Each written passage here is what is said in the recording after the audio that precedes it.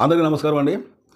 ప్రపంచంలో ఏ సమస్య లేనట్టు ఇప్పుడు కొంతమంది జంతు ప్రేమికులు కుక్కల పైన ప్రేమ అంటే కుక్కల మీద ఉన్న ఆ సమస్య ఇప్పుడే వాళ్ళకి గుర్తొచ్చినట్టుందండి. అసలు కుక్కల పైన సమస్య కాదు, కుక్కల వల్ల మనకు సమస్య అనేది ఏర్పడుతుంది. ఎందుకంటే ఎన్నోసార్లు మనం సోషల్ మీడియాలో కుక్కల మనుషుల పైన మరి దారుణంగా చిన్నపిల్లల పైన అవి దాడి చేసి ఏమైనా వదిలిపెడతాయా అంటే చాలాసార్లు మనం చూసాం.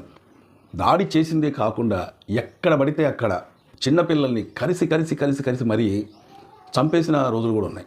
వాళ్ళు కర్మం తెలియని పిల్లలు, ఎంతో భవిష్యత్తు ఉంటుంది. ఆ పిల్లల పైన వాళ్ళ కన్న తల్లిదండ్రులు ఎంత ఆశ, ఎంత ప్రేమ. మనం కూడా పిల్లల కన్న వాళ్ళమే.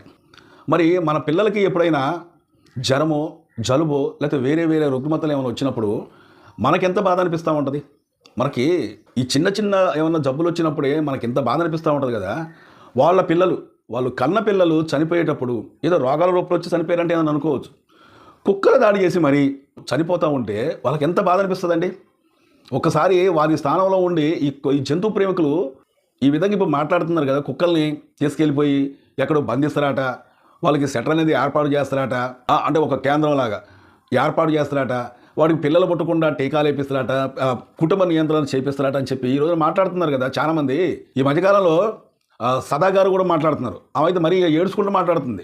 మరి సదా గారికైనా జంతు ప్రేమికులకైనా నేను ఒకటి అడుగుతున్నా, మరి కుక్కల్ని ఇప్పుడు కోర్టు అనేది చంపమని చెప్పలే, వాటిని తీసుకెళ్ళి అంటే జరానర్యంలో ఉండకుండా వాటిని తీసుకెళ్ళి ఒక కేంద్రంలాగా ఏర్పాటు చేసి వాటికి పిల్లలు పుట్టకుండా నియంత్రణ చేసి కుటుంబ నియంత్రణ చేసి వాటికి రెబిస్ వ్యాధి అంటే మనల్ని ఒకవేళ కలిసినా కానీ రెబిస్ వ్యాధి రాకుండా మనుషులకు టీకాలు వేయండి, వాటిని సంరక్షించండి అని చెప్పి కోర్టు తీర్పిస్తే వాటిని ఎక్కడ కూడా కోర్టు అనేది చంపేమని చెప్పలే.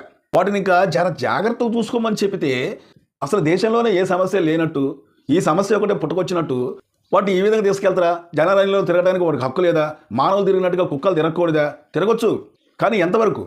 ఉదాహరణకు ఒక మనిషి ఇంకో మనిషిని ఏమైనా హత్య ఏదో చేసినప్పుడు పోలీసు వాళ్ళు ఏం చేస్తారు? వాళ్ళని తీసుకెళ్ళి కోర్టులో అప్పచెప్పి కోర్టు తీర్పు ఇచ్చిన తర్వాత వాళ్ళకి శిక్ష ఎత్తరు.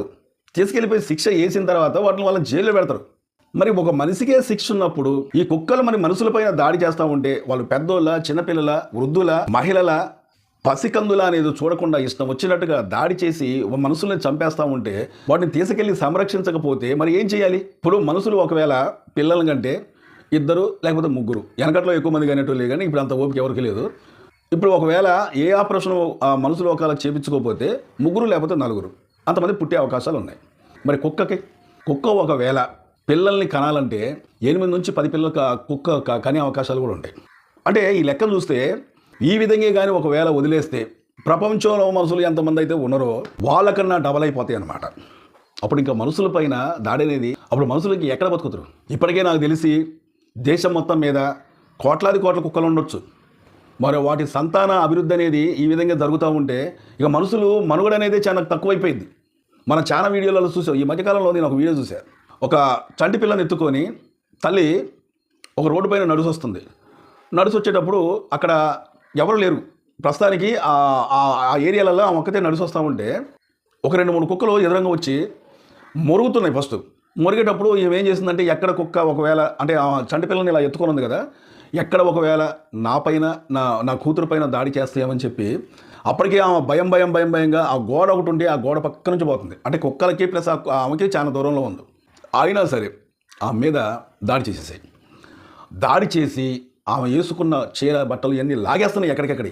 ఆమె భయాందోళనతో కేకలేస్తుంది, అంటే ఆర్తనాదాలు చేస్తుంది అనమాట. ఆమె బాధ ఏంటంటే అక్కడ ఉన్న సిచ్యువేషన్ ఎలా అనిపించిందంటే నాకైతే, కానీ ఆమె పైన కుక్కలు ఒకళ్ళు దాడి చేస్తాయని చెప్పి భయపడట్లే.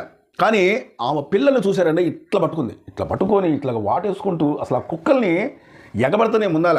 ఆమె మీద ఎగబడేదానికన్నా ఆమె ఎత్తుకున్న పిల్ల మీద పైకి లేసి కలుస్తున్నాయి అనమాట.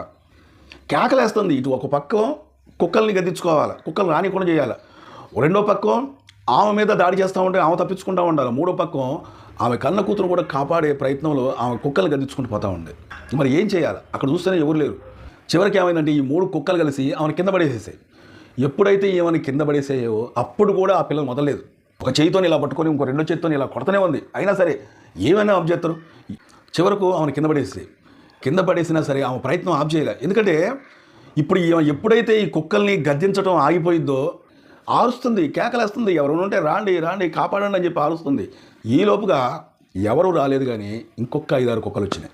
ఇంకొక 5-6 కుక్కలు వచ్చి ఆమె మీద దాడి అనేది ఇంకెక్కువైపోయింది.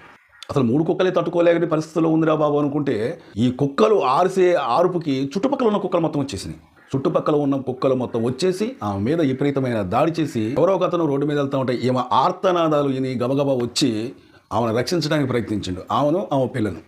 ఆ కుక్కలు ఒక కర్ర ఒకటి ఉంటే ఆ కర్ర పెట్టి గెదవటం, అతని మీద కూడా దాడి చేయడానికి ప్రయత్నం చేయలేదు కానీ అతను ఎక్కడ కూడా భయపడలే. ఆ కుక్కలను ఎట్లా అక్కడ నుంచి గెదివి ఆ తల్లి ఆ రోడ్డు మీద పడిపోయి ఉంటే ఆ తల్లిని పట్టుకొని పైకి లేపేలాంటికి ఈ లోపుగా ఆమె కన్న కూతురు ప్రాణాలు పోయినాయి. చూసారండి ఎంత దారుణం. అసలు ఒక మనిషి, ఒకసారి మీరు అర్థం చేసుకోండి, ఒక మనిషి ఇంకొక మనిషిని పైన ఏదైనా దాడి చేస్తేనే చట్టం అనేది శిక్షిస్తుంది. కొన్ని సంవత్సరాల పాటు మనకు జైలు శిక్ష చేస్తుంది.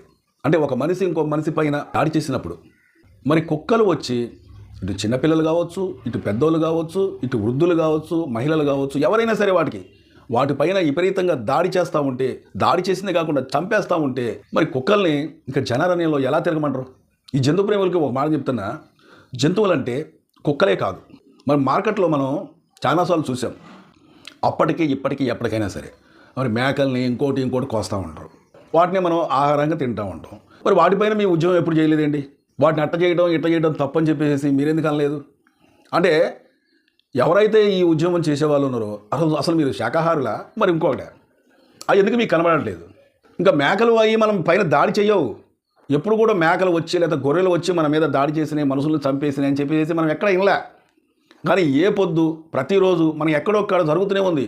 కుక్కలు చిన్నపిల్లల పైన దాడి చేసింది, కుక్క మహిళ పైన దాడి చేసింది, కుక్క ఒక వృద్ధురాల పైన దాడి చేసింది, వృద్ధాప్యంలో ఉన్న మగతల పైన దాడి చేసింది, వాటిని చంపేసింది, గాయపరిచింది, ఎక్కడికక్కడ లాగేసింది, పీకేసింది, ఇష్టం వచ్చినట్టుగా గొరికేసింది అని చెప్పేసి మనం వార్తల్లో వింటున్నాం, న్యూస్లో వింటున్నాం, పేపర్లో చూస్తున్నాం, వాట్సాప్లో వింటున్నాం, స్టేటస్లో చూస్తున్నాం, సోషల్ మీడియాలలో మనం ప్రతిరోజు కూడా ఎక్కడొక్కడ కానొస్తూనే ఉంది. కోర్టు తీర్పిచ్చింది ఏంటి? కుక్కల్ని ఎక్కడైనా చంపేమని అనలే.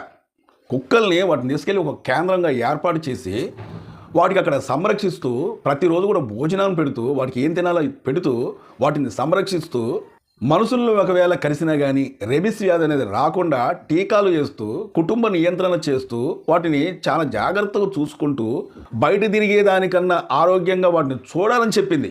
ఎక్కడ కూడా వాటిని చంపేయండి, వాటిని ఇది చేయండి, ఇంకోటి చేయండి అని చెప్పి కోర్టు తీర్పు ఇలా. ఇప్పుడు అడవిలో పులులు ఉన్నాయి, జంతువులు ఉన్నాయి, సింహాలు ఉన్నాయి, చిత్తపులులు ఉన్నాయి, తోడేళ్ళు ఉన్నాయి, ఇట్లాగా చాలా వాటి కూడా అవన్నీ కూడా అడవిలో ఉంటున్నాయి. మనుషుల పైన ఎప్పుడో ఒకసారి కర్మజాలకై బయటకు వచ్చి మనుషుల మీద దాడి చేస్తే వెంటనే వాటిని ఏం చేస్తున్నారు? వలలు వేసి పట్టుకొని, అంటే చిత్తపులులు ఇంకేమైనా సరే బయటకు వచ్చినట్లయితే అడవి నుంచి బయటకు వచ్చి మన పైన దాడి చేస్తున్న సంగతి తెలిసిన తర్వాత వలలు వేసి పట్టుకొని వాటిని తీసుకెళ్ళిపోయి అడవిలో ఒప్పచెప్పేస్తున్నారు. వాటిని ఎక్కడ కూడా చంపట్లే, వాటిని ఏం చేయట్లే. ఒకవేళ దారి తప్పి వచ్చినప్పుడు వీటిని కూడా అంతే. మరి ఇంతగానో ప్రేమ అనేది ఎందుకు వలకపోస్తున్నారో, వాటి మీద ఎవరో దాడి చేయక ముందే మన పైన దాడి చేసి మన కన్న పిల్లలతో సహా కూడా వాటిని కళ్ళ ముందే మనల్ని చంపేస్తూ ఉంటే మరి ఏమని చెప్పాలి? తీర్పు అనేది ఎలా గీయాలి? సరే, ఒకవేళ మీకు అంతగా జంతు ప్రేమికులకి వాటిపైన ప్రేమ ఉన్నప్పుడు మనిషికి ఒక 100 కుక్కలు, 2 కుక్కలు, 200 కుక్కలు తీసుకెళ్ళిపోయి మీ ఇంట్లో మీరు పెంచుకోండి, ఒక గేట్ వేసేసుకోండి, చుట్టూ ప్రారీ కట్టించండి, వాటిని బయటికి రానికుండా చేయండి, ఎంత తిండి కావాలంటే అంత తిండి పెట్టరు, తీసుకెళ్ళరు. ఎందుకంటే చివరకు అవి మీ పైన దాడి చేస్తున్న సంగతి మీకు తెలుసు కాబట్టి మీరు తీసుకెళ్ళరు, ఒక ముద్ద కూడా పెట్టరు. ఎందుకంటే మన జేబుల నుంచి ₹1 ఖర్చు కాకూడదు. జంతువు ప్రేమికులకి జంతువులంటే ప్రేమ అనేది మాకు ఉంది, మాకు ఇష్టమే. బట్ కానీ మనుషుల కన్నా అవి ఏమి ఎక్కువేం కాదు. ఇటు మనుషుల ప్రాణాలు పోయేటప్పుడు మనుషుల ప్రాణాలు కాపాడుకోవడానికే ప్రస్తుతానికి వాటిని తీసుకెళ్లాల్సి వస్తుంది కానీ వాటికి ఒక కేంద్రం ఏర్పాటు చేసి వాటికి సంరక్షించడానికే తీసుకెళ్లాల్సి వస్తుంది కానీ మరి వేరే ఉద్దేశం కాదు. కాబట్టి మీకు జంతువుల పైన ప్రేమ ఉంటే ఉండొచ్చు కానీ, బట్ అలాగే మనుషుల పైన, చిన్నపిల్లల పైన, మహిళల పైన, వృద్ధుల పైన కూడా కాస్తంత ప్రేమ చూపెట్టండి.